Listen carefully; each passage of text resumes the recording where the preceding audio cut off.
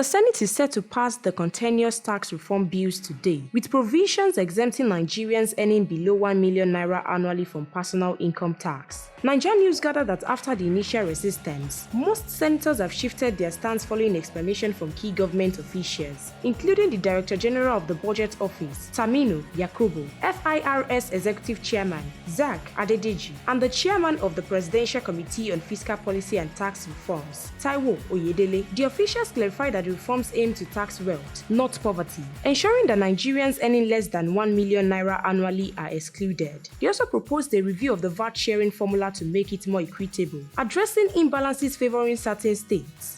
Deputy Senate President Senator Barau Jibrin confirmed during yesterday's session that the debate on the bills would continue today, with the first and second readings to follow promptly. Yesterday's plenary was marked by heated argument as the tax reform bills, which was not listed on the order paper, was suddenly introduced. This sparked outrage among lawmakers, particularly former Deputy Senate Leader Abdul Ningi and Senator Ali Ndume, who argued that established procedures were not followed.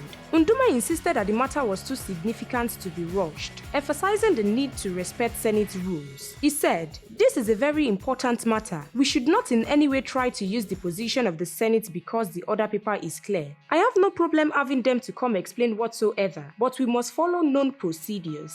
Mr. President, you can have your way, but I will have my say. You can use your gavel, and I will use my voice." Tax reform bill is very sensitive. Our people have been agitated over this matter. When you say it is a matter of urgent national importance, yes, but even those matters are normally referred to another legislative day if they are so inconvenient. Please, I beg you in the name of God, this matter is very important to not only us but also Nigerians that we represent, and we saw by Bible and Holy Quran that we will represent the interest of the people. Despite objections, Senator Barau ruled them out of order, allowing the invited economic experts to address the chamber. We will continue to monitor this story closely. Kindly drop your opinion in the comment section below. Stay tuned to NaijaNews TV.